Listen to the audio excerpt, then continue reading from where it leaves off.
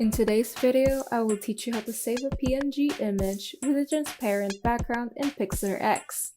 Let's get started.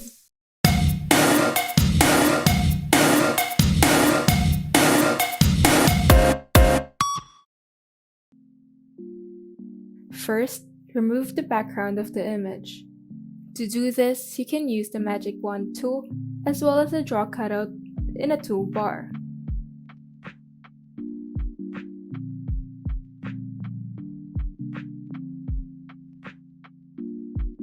Once you finally erase the background of your image, you can now save it to your computer.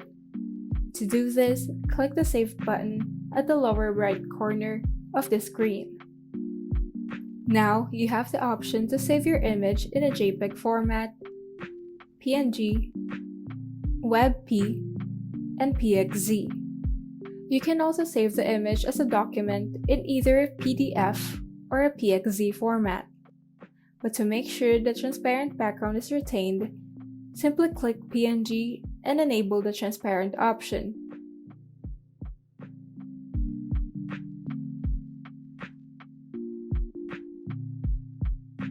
And there you go.